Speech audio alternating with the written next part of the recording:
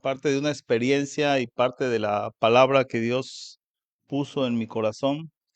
Y y número uno, quiero disculparme de antemano porque ando saliendo de un resfriado y la tos no me ha dejado.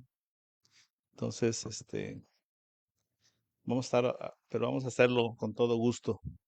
Número dos, este, la palabra a lo mejor suene un poco difícil, este, o impactante, lo que les voy a compartir, pero no estoy juzgando a nadie ni estoy señalando a nadie, simplemente es una reflexión, o sea, quiero que reflexione la palabra, este, y pensemos, ¿no? Como al final les voy a decir en dónde estamos.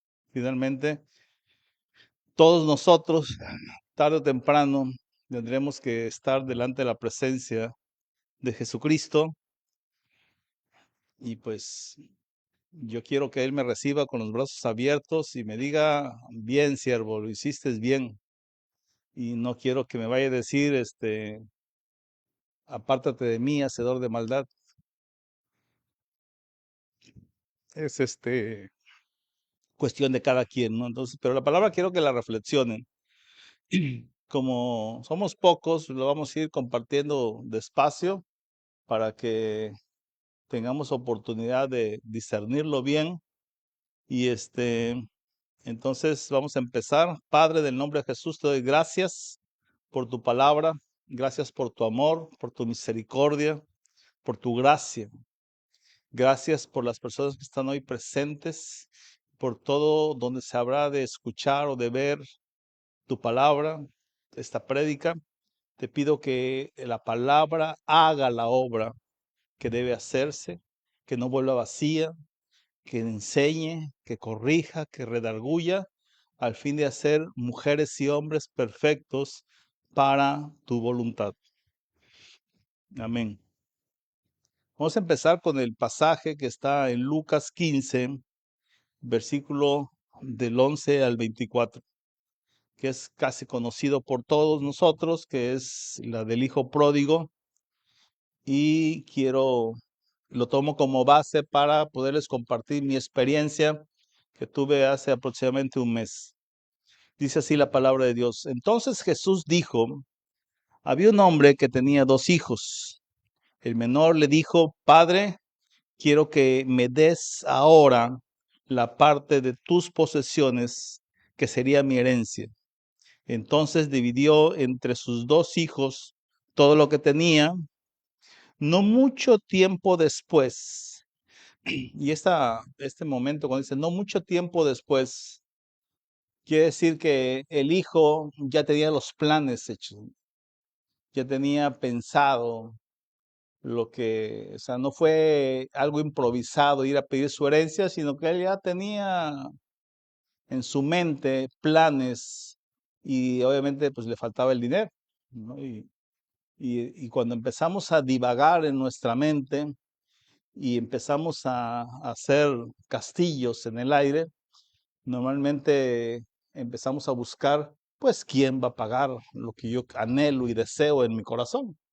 Y se le hizo fácil, pues, pedir herencia, ¿no? Entonces, no mucho tiempo después, el hijo menor recogió todo lo suyo y se fue a un país lejano. Cuando decimos un país lejano, queremos discernir que estaba fuera de la protección, del cuidado, de la vigilancia, del estar atento del Padre. O sea, se fue tan lejos que estaba fuera del territorio que gobernaba el Padre, tal vez. Estaba fuera de que alguien lo mirara y le fuera a platicar al Padre qué estaba pasando con el Hijo. Simplemente se fue tan lejos como sintió la seguridad de que nadie lo iba a molestar. Estando en ese país, el hijo menor malgastó todo su dinero llevando una vida descontrolada. Cuando ya había gastado todo, hubo escasez de comida en ese país y él empezó a pasar necesidad. Aquí la parte importante que tenemos que darnos cuenta es de que cuando estamos lejos de la cobertura del Padre, cuando estamos lejos de lo que Él es en nuestra vida, las cosas malas se nos hacen tan cotidianas que pasan desapercibidas, porque no podemos entender que este joven que esté de pachanga todos los días no se va dando cuenta que la cartera cada vez se hace más delgada, ¿no? Y de repente los amigos pues ya no alcanza y ahora hay que hacer la cooperacha y en algún momento él debió haberse entendido que los recursos se estaban acabando. Entonces debió haber dicho, "Ey, a ver, vamos a esperarnos aquí porque no puedo, pues no puedo gastármelo todo porque de algo tengo que vivir, ¿no?" Pero cuando estamos fuera, esas situaciones pasan desapercibidas por nosotros, se nos olvidan y nos hundimos en nuestros pensamientos y no nos damos cuenta que la bolsa de nuestros recursos pareciera que lo depositamos y se va, y deudas y gastos y se descompone el coche y el refrigerador y el clima y no nos damos cuenta de que las señales nos están diciendo que algo está pasando. O sea, no puede ser que todo nos esté saliendo mal y yo siga sin hacer nada, ¿no? Entonces, pero en una tierra lejana, en un país lejano, ahí todos nos los dibujan como si no pasara nada, ¿no? Si nos vamos a un antro, pues entre las luces, la música, la oscuridad, pareciera que todos somos felices ahí, ¿no? Y nos damos cuenta que algunos están ahogando sus penas, su dolor, su sufrimiento, su derrota, lo desempleado que está, el divorcio, no sé qué estará tanto entre alcohol y música. Pero pareciera que todos somos felices. Y no nos damos cuenta de que algo está cambiando y algo está pasando en ese sentido. Dice, buscó trabajo con un hombre en ese país, quien lo mandó a trabajar en el campo alimentando cerdos. El hijo tenía tanta hambre que hasta quería comer de lo que comían los cerdos, que decían que comían algarrobas. Pero nadie le daba nada. Finalmente cayó en cuenta. Otra versión dice, volvió en sí, de que había sido muy tonto y dijo, todos los trabajadores de mi padre tienen suficiente comida y yo estoy muriéndome de hambre. Iré a la casa de mi padre y le diré, Padre, he pecado contra Dios y contra ti. Ya no merezco llamarme tu hijo. Déjame ser como uno de tus trabajadores. Entonces el hijo regresó a la casa de su padre. Mientras el hijo todavía estaba muy lejos, el padre lo vio y tuvo compasión de él. Salió corriendo a su encuentro y le dio la bienvenida con besos y abrazos. El hijo le dijo, Padre, he pecado contra Dios y contra ti. No merezco llamarme tu hijo.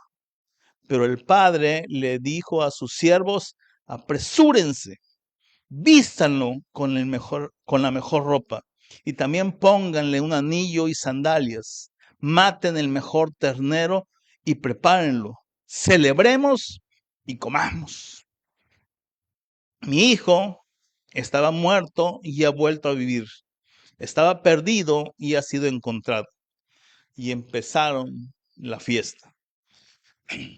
Este pasaje se puede hablar de la misericordia de Dios, se puede hablar del otro hijo, ¿no? Que salió, se molestó porque, pues en cierta manera se estaban gastando su herencia, ¿no? Ya recordemos que dijo que el padre lo dividió en dos Y pues el que estuvieran haciendo una fiesta para el menor, pues era parte de su herencia. Y dice, no, pues ¿cómo, no? O sea, pero ese va a ser otro sentido. Hoy quiero enfocarme en tres eventos muy importantes y que representan, primero, el egoísmo y la dureza del corazón al querer la herencia de nuestro Padre. Y lo vamos a ver un poquito más adelante. ¿Por qué? El segundo, también tenemos que reconocer la valentía de aceptar nuestros errores. Algo hice mal. O sea, las cosas no salen mal porque así deben de salir. Sencillamente, algo no estoy haciendo correcto o algo no hice correcto. Ciertamente, tenemos pruebas, tenemos luchas, tenemos aflicciones que forman parte de nuestra formación espiritual, pero también Dios quiere una respuesta ante esa situación. Y a veces esa respuesta no es la indicada. A veces nos cansamos, a veces nos somos indiferentes, nos están poniendo el semáforo en amarillo y nosotros pasamos como todo buen veracruzano, ¡pum!, ¿no? Y no nos damos cuenta de las señales, ¿no? Entonces, reconocer que cometimos un error, reconocer que hemos pecado contra Dios. A veces suele ser lo más difícil y complicado reconocer delante de Dios y venir delante de Dios y decirle, Señor Jesús, he pecado contra ti. Y se lo tenemos que decir y vamos a verlo al final esa parte. Y finalmente, regresar a casa. Aún cuando que tengamos que pasar la vergüenza de reconocer nuestro error, de aceptar que decirle al padre o a la madre o al hermano o al jefe o al compañero o al amigo, oye, perdón, me equivoqué, tenías tú la razón, acepto mi error, ¿no? Entonces, tenemos que pasar a veces esa vergüenza, ¿no? Y recuerdo yo que estando en el internado, estábamos haciendo travesuras y entra un compañero de otro salón y y se me ocurre darle un tablazo. Se agachó y en el momento que se agachó, llego yo con la tabla y dale su tablazo. ¿Por qué se agacha? Se voltea el enojado y ve que soy yo y no dijo nada y se salió, ¿no? Y obviamente me dejó de hablar. Y obviamente yo, todo engreído, dije, pues, que ni me hable, ¿no? Al fin que no acepto mi error, ¿no? Pero un día me lo encuentro en un pasillo, solos, cara a cara, nos cruzamos sin hablar y y él se vuelve y me dice, discúlpame por no hablarte, eres mi amigo. Entonces se me cayó la cara de vergüenza. Yo había sido el agresor y el que pidió disculpas fue él, ¿no? Entonces pude haberme yo resistido a mi orgullo y no aceptar mi error, pero no, lo reconocí y le pedí perdón y le dije que no iba a volver a ocurrir una situación como esa. Es ahí donde tenemos que aceptar esa situación, porque es importante regresar a casa. Es importante llegar y estar en la presencia de nuestro Señor bajo su cuidado, bajo su protección, bajo su poder, bajo su capacidad de amarnos con toda intensidad. Eso es lo importante. Y tenemos que hacerlo de la manera que tengamos que hacerlo. He conocido personas que en este proceso de volver en sí han dejado pasar 10, 20 años. Conocí a un compañero que anduvo en lugares de prostitución y todo eso por el simple hecho de no reconocer su error. Y pasaron 10 años, me dice él, de mi vida y yo lo frecuentaba y le hablaba y me decía, era el único que aceptaba que yo le hablara de Dios y me decía con paciencia, dice, nomás porque eres tú te estoy aguantando, ¿no? Pero, pero finalmente regresó en sí. Y en ese proceso regresó con su esposa lo perdonó, se volvieron a casar porque se habían divorciado y ha sido un gran pastor. Y conocí a otro pastor que por la vergüenza de reconocer su debilidad en cuestión de los chismes, pasaron 20 años entre vicios, alcohol, pobreza, miseria, destrucción, desintegración familiar, por no aceptar los señalamientos de otros, por no entender que es Dios el que puede hacer, juzgarnos o decirnos o señalarnos de las cosas. Los demás son chismes que no nos debe interesar. Si estamos bien, no nos debe interesar. Pero pasaron 20 años de su vida. No nos podemos permitir y darnos ese lujo, porque a veces en ese proceso puede terminar nuestra vida. ¿Y cuál será las cuentas que entregaremos a nuestro Dios?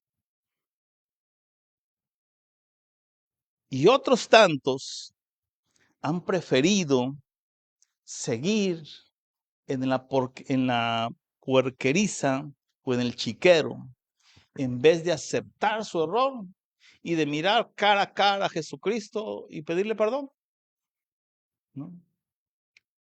Dice Romanos 1, versículo 21 al 25, dice, pues habiendo conocido a Dios, no le glorificaron como a Dios, ni le dieron gracias, sino que se envanecieron de sus razonamientos y su necio corazón fue entenebrecido. Profesando ser sabios, se hicieron necios y cambiaron la gloria de Dios incorruptible en semejante de imagen de hombre corruptible, de aves, de cuadrúpedos y de reptiles, por lo cual Dios también nos entregó a la inmundicia en la concupiscencia de sus corazones, de modo que deshonraron entre sí sus propios cuerpos, ya que cambiaron la verdad de Dios por la mentira, honrando y dando culto a las criaturas antes que al Creador, el cual es bendito por los siglos. Amén.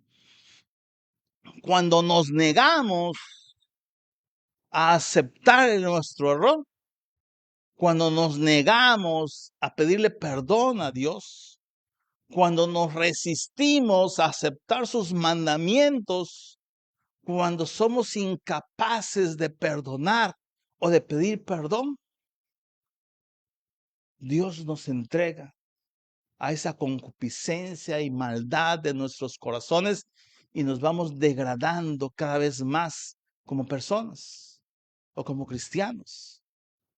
Y a veces pensamos, oye, pero mira si era pastor y mira si era un gran ministro y si era rico y tenía. ¿En qué momento perdió todo? Pues en el momento en que no aceptó la corrección de Dios. Y conozco a muchas personas en ese sentido. En México conocí a un compañero de la iglesia que me decía, pastor, dice, tengo 13 años de cristiano y sigo con problemas con mi esposa y sigo peleándome y sigo teniendo necesidad de ir a ver a mi novia y aunque no quiero, pero todo el día me la paso pensando en ella y termino yendo a verla. Y ahora mi hija dice, me avisó, papá, estoy en el aeropuerto, me voy a Cancún con mi novio, regreso en una semana. Dice, ¿cómo que te vas? ¿Y quién te dio permiso? Dice, no, papá, no te estoy avisando para que no me esperes, no es para pedirte permiso. Yo hago con mi vida lo que yo quiero porque tú haces con tu vida lo que tú quieres. Dice, "¿Y entonces dónde está Dios?" Dije, bueno, digo, en 3 años de cristiano, hermano, ¿cuántas veces has leído la Biblia? No, dice, yo nomás lo que el domingo me comparten y ya. Yo no leo la Biblia, ¿ok? ¿Cuántas veces horas al día? No, pues a veces sí, y a la otra quincena, y en la iglesia. Digo, bueno, o sea, ¿cuál es el testimonio que le estás dando a tus hijos, a tu esposa? No, pues yo no tengo relación con, a mi esposa la veo en la mañana cuando salgo y en la noche cuando regreso, y a mis hijos a veces ni los veo. Digo, entonces el problema no es Dios. El problema es que no estoy haciendo lo que a mí me corresponde hacer. Esa es la respuesta que Dios espera de mí ante situaciones. Cuando yo vi la necesidad en el 99, porque mi hija, que todavía no nacía, estaba en peligro de muerte, 5 meses de ayuno, 3 horas de oración diaria, leía libros completos. El sábado hacía yo solito, porque vivíamos en una isla sin cristianos y sin pastor y sin iglesia, hacía un devocional el sábado, toda la noche, en alabanza, en lectura, en oración, en clamor a Dios por la salud de mi esposa y de mis hijos. Ayunaba de lunes a miércoles, 3 días, 72 horas. Y de los otros 4 días, nada más comía y cenaba. Durante 5 meses. Y cuando todo eso terminó y que todo salió bien, Dios me dijo, precisamente eso. Esa fue la respuesta que yo esperaba de ti. Yo quería que hicieras eso. Por eso te llevé a esa posición. Él esperaba esa respuesta. Durante 5 meses me enseñó, me capacitó, me ungió. Me acuerdo que durante esos meses clamé por la llenura del Espíritu Santo y una mañana me dijo, bueno, ¿y para qué quieres la llenura del Espíritu Santo? Y le dije, para compartir tu palabra. Y dices, pues ahora levántate y vete a predicar. Me acuerdo que ese día había una colonia de pescadores a 8 kilómetros de donde yo vivía. Me fui caminando, no hay transporte.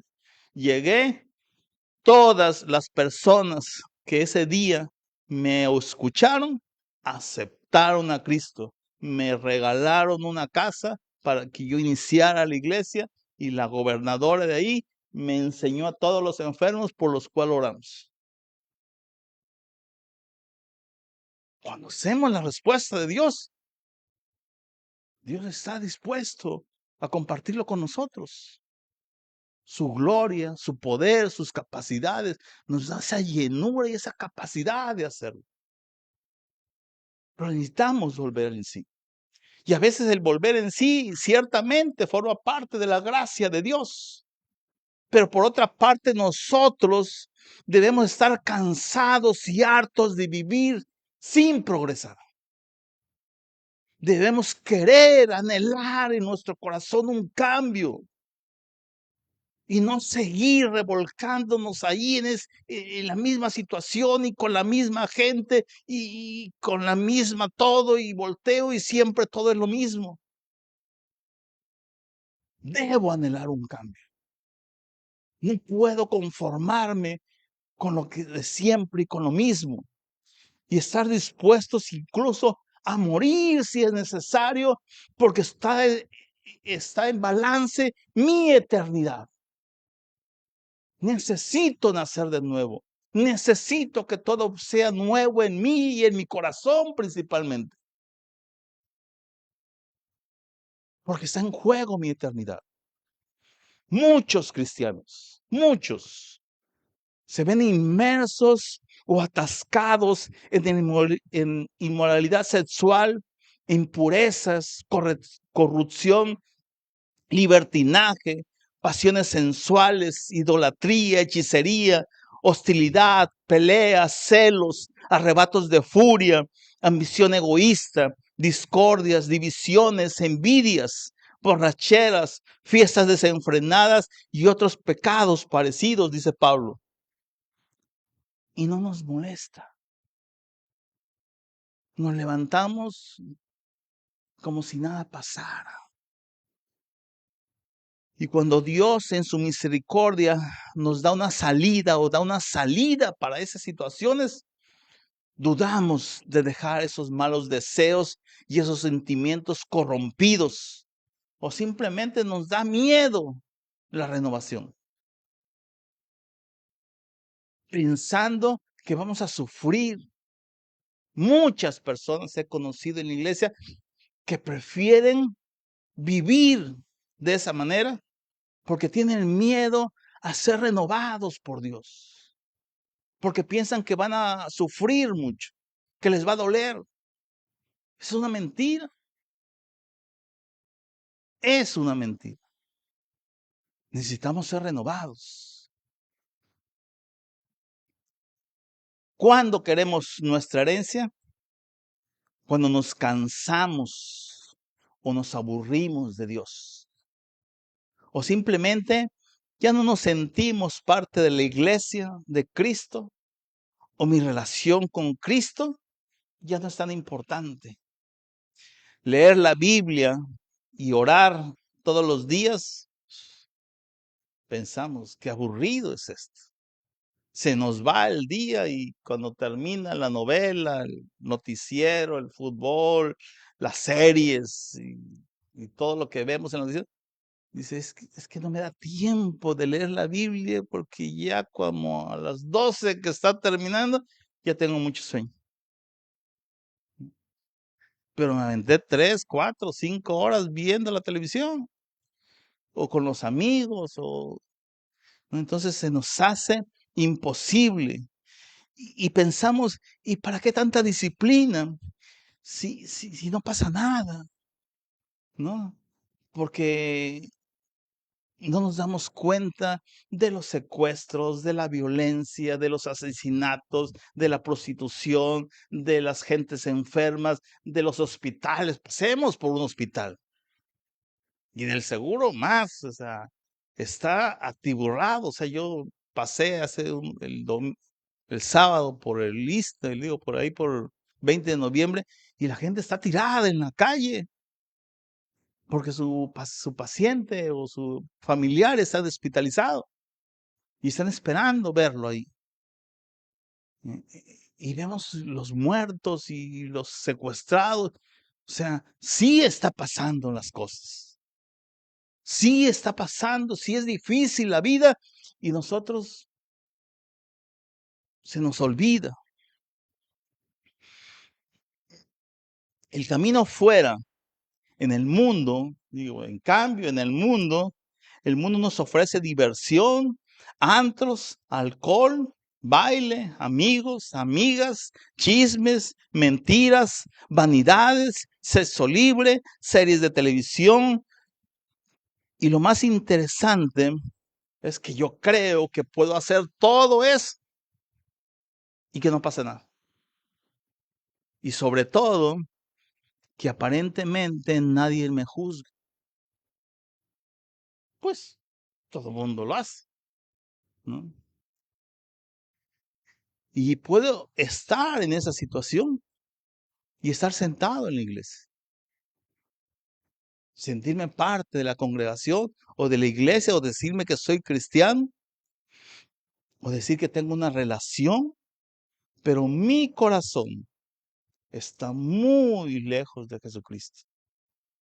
Y así lo dice en Efesios 4, dice, esto pues digo, dice Pablo, esto pues digo y requiero del Señor, que ya no andéis como otros gentiles que andan en la vanidad de su mente, teniendo el entendimiento entenebrecido, ajenos a la vida de Dios, por la ignorancia que en ellos hay. Cuando no ponemos interés en la vida de Dios, pensamos que no pasa nada y que las guerras y que las enfermedades y todo lo que está pasando nos es indiferente, ¿no?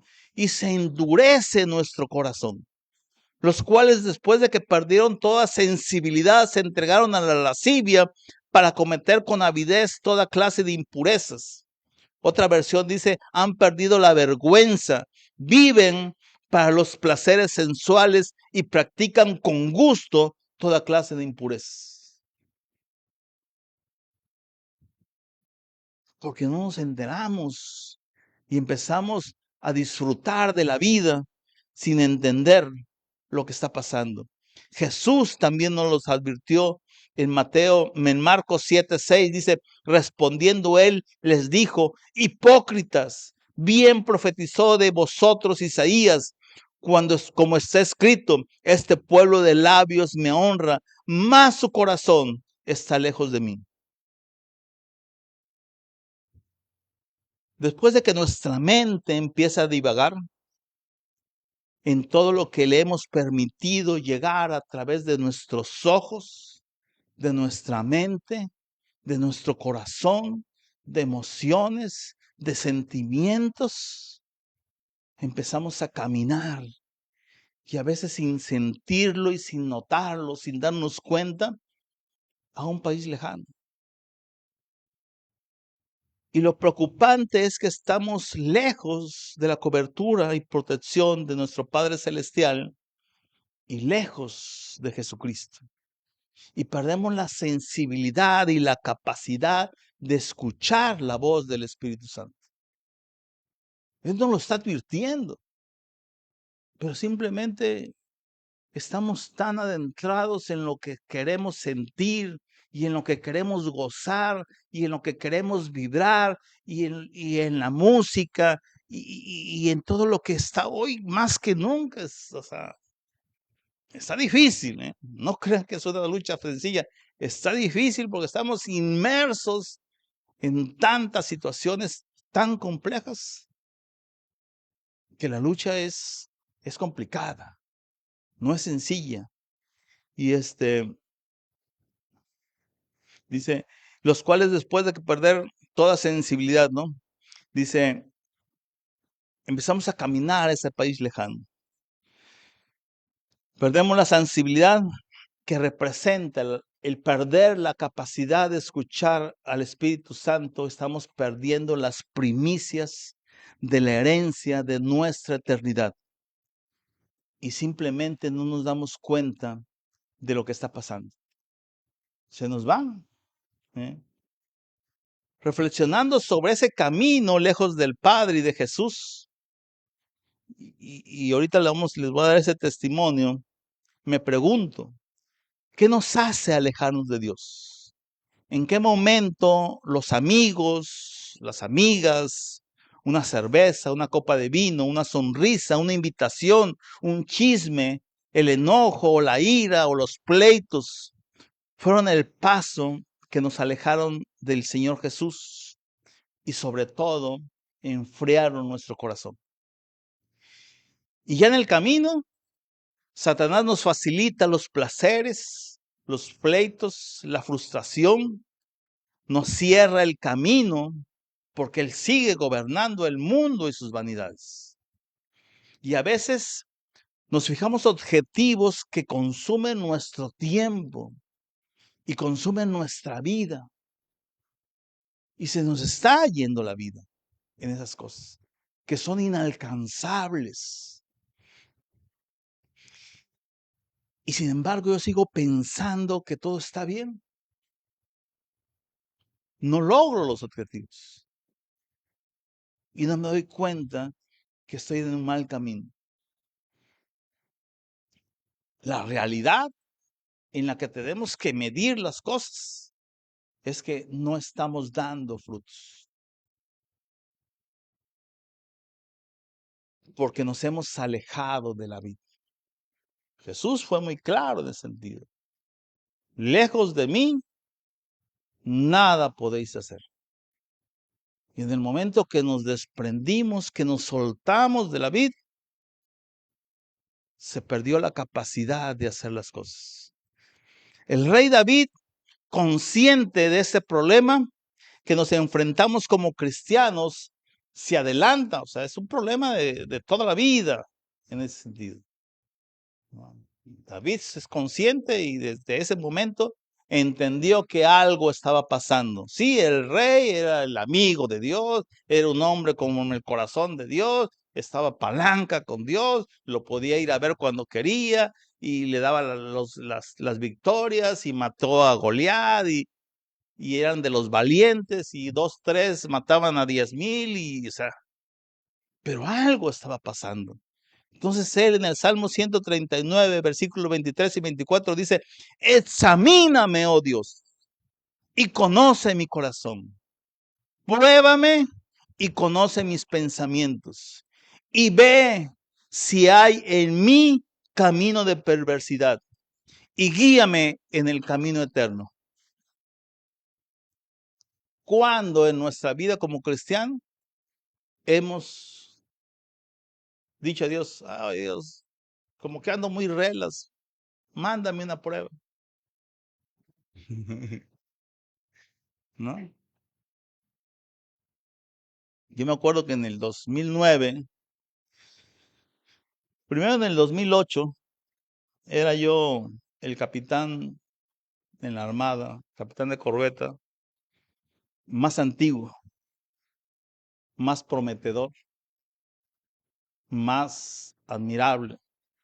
Había hecho yo cosas invaluables y había demostrado mi inteligencia y mis capacidades. Fui a, a Matamoros a hacer una red de comunicaciones y fue tan importante el trabajo que los Zetas pagaban por encontrarme y llevarme con ellos. No para hacerme algo, bueno, aparentemente, sino querían que yo les hiciera una red de comunicaciones igual. Entonces, estaba yo de ser el más antiguo, que tenía más puntos, tenía más capacidades, había hecho más cosas, había estudiado una maestría, tenía capacidad de mando, estaba en mi jefe inmediato, era alguien importante. Y exactamente el 19 de noviembre, que llegan los ascensos, estaba yo de guardia. Entonces me tocó recibir los ascensos, sí, calientitos, iban llegando. Y no llegó el mío. Y le digo a Dios, ¿qué pasó? Aparte de que soy el mejor, se supone que soy hijo de Dios. O sea, ¿qué pasó con mi ascenso? Y me dijo Dios, decidí no ascender. ¿Y por qué? Dice, a ver, vamos a poner claro esto, Ricardo. Cuando tú viniste a mí, me dijiste y escuché mi voz, haz con mi vida lo que tú quieras. ¿Por qué te asombras? Me tragué el coraje y mejor me fui a dormir antes de que se me ocurriera decir algo que me iba a arrepentir. Sal. Seguí enseñando, era maestro en la escuela y seguí predicando y evangelizando todo ese año. Al siguiente año, otra vez, el 19, vuelvo a caer de guardia. Me toca otra vez recibir los ascensos y no llega el mío. Me encierro otra vez en mi oficina y le digo, ¿y ahora qué pasó? Dice, es que pesé tu corazón y como que le faltó. A dormir otra vez. Pero ahora sí me preocupó porque dije, entonces quiere decir que hay un problema, que a pesar de todo mi esfuerzo, hay un problema en el corazón. Entonces, platicamos todo ese año. Y el siguiente año tampoco ascendí, y ni el otro. En ese año hubo 2 promociones y ninguna ascendí. Y estuvimos platicando y me dijo, quiero que hagas una lista de todo lo que tú deseas. Y de ahí va a ser 2 columnas junto. En la primera columna le vas a poner, ¿para qué lo quieres? Y en la segunda es, ¿por qué lo quieres? Y ya, hice mi lista y me di cuenta que eran puras cosas, tonterías, estupideces de mi mente y cosas que no tenían sentido lo que yo quería. Y yo le dije, ok, no quiero nada. Solamente te pido una cosa. Y es esto. ¿No? No sé lo que tengan que pasar. No sé lo que tengan que vivir. No sé a dónde vayas a mandar. Pero quiero que tú vayas conmigo. Si tu amor está conmigo, para mí será suficiente. ¿No? Llegó el diciembre de 2010 y me dijo, Ricardo, ¿ya aprendiste a vivir en escasez? Porque ese 2010 fue difícil. Mis hijas estaban en la escuela y había muchos gastos. Y había días que no tenía ni para la gasolina, andaba en bicicleta, afortunadamente tenía bicicleta, o a veces caminando a mi trabajo. Comía en mi trabajo para evitar gastos. Y le dijo, pues espero que sí, haya aprendido. Ok, el año que entra vas a ser. Ok, ya no hice nada. Tenía 8.1 de calificación. Me dijeron, no, inténtalo otra vez, que porque es muy poco, que tírale al 9 cuando menos. No voy a hacer nada. Porque Dios me dijo que haciendo. Tenía un amigo que estaba en el Estado Mayor y él tenía en la lista 79 capitanes de corbeta. Dice, cada día llegaba alguien y decía, a ver, quítale la edad y ponle la estatura. O quítale los días de navegación y ahora ponle el mando. Y quítale esto y ponle esto. Dice, usted fue el único que subía, bajaba, andaba para allá y para allá, pero nunca salió de la lista. Y un mes antes de lo acordado, me avisaron por ahí, capitán, ya está su radiograma, ahora sí va a ascender. Cuando la presencia de Dios está con nosotros, ya la tenemos ganada.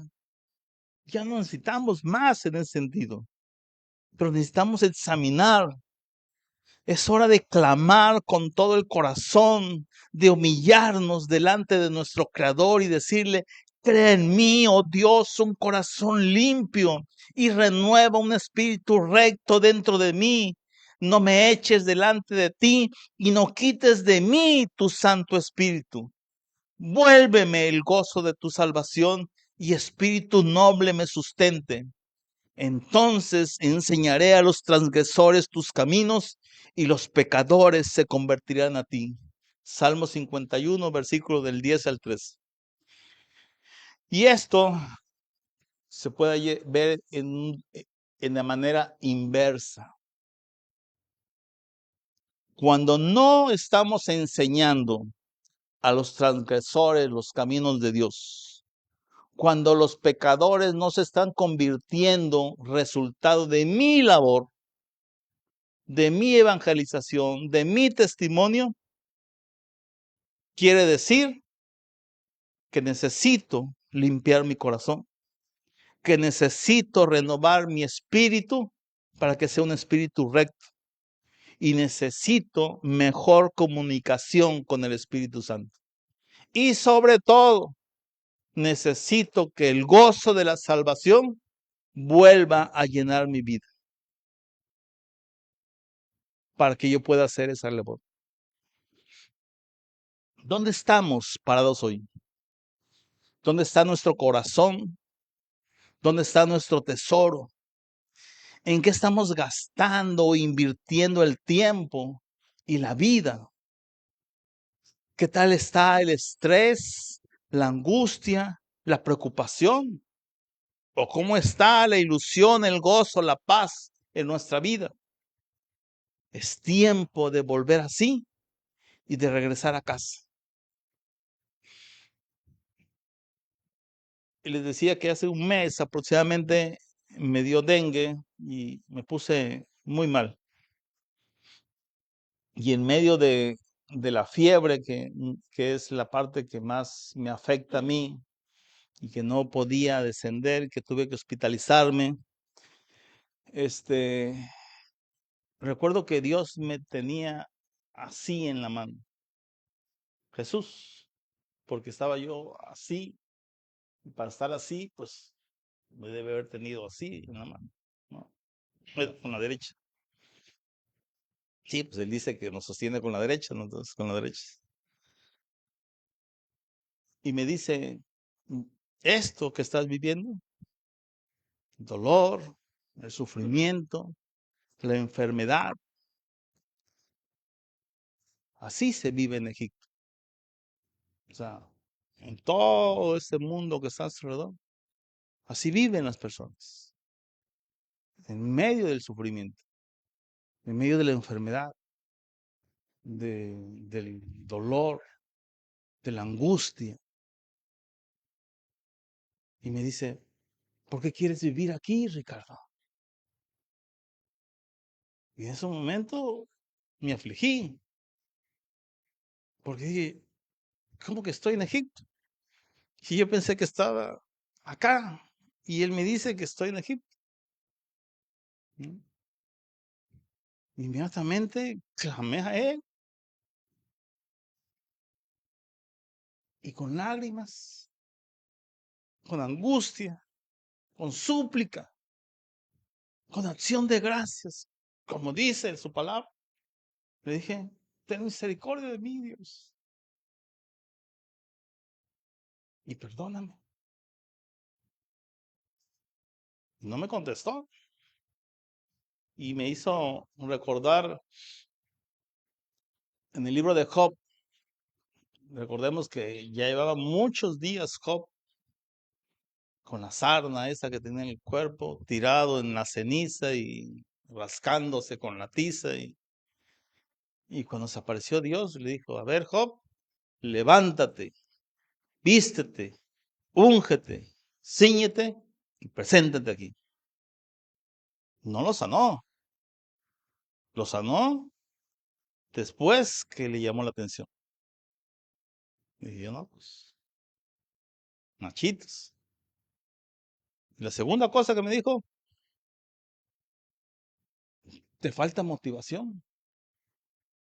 Y cuando me dijo, te falta motivación, aparte de la calentura que sentía o la fiebre que sentía y la angustia y el dolor del cuerpo y todo lo que estaba viviendo, sentí como del exterior subió un calor intenso que me agobiaba, que me sentía, hacía sentir más dolor y angustia. Dice, ¿te falta motivación?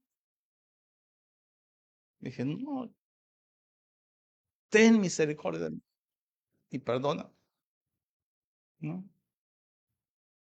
Y finalmente dice, así como estás orando por ti, con ese corazón contrito y humillado, con acción de ruego, con súplica, como es un mismo corazón, así quiero que ores por las demás personas que están a tu alrededor. Y después de eso, me restauró. No nos damos cuenta cuando hemos perdido y nos hemos desviado del camino. Pero la vara sigue siendo la misma, la plenitud de Cristo, los frutos que tenemos que estar dando. Y cuando vemos estas sillas vacías, no sé si Yevir, si Gerardo, si ellos, no sé quién, pero algo necesitamos hacer para que esto se multiplique. Tenemos que llenarnos de la plenitud de Dios. Tenemos que hacer las cosas que necesitamos hacer. Es tiempo de volver en sí, de regresar a casa. Lo que tengamos que hacer, lo que tengamos que cambiar, lo que tengamos que dejar, lo que tengamos que renunciar, lo esfuerzo que tengamos que hacer, lo que sea necesario, lo tenemos que hacer hasta lograr la victoria. Jesucristo nos espera en casa para darnos esa vestidura blanca que representa la santidad, la justificación y todo su amor para con nosotros, para darnos ese anillo de autoridad y de poder para hacer su obra, para vivir bendecidos, pero principalmente para que seamos bendición a las naciones. Nosotros debemos ser el peso de la balanza entre lo bueno y lo malo, entre lo justo y lo injusto, y sobre todo entre la verdad y la mentira. Amén. Dios les bendiga.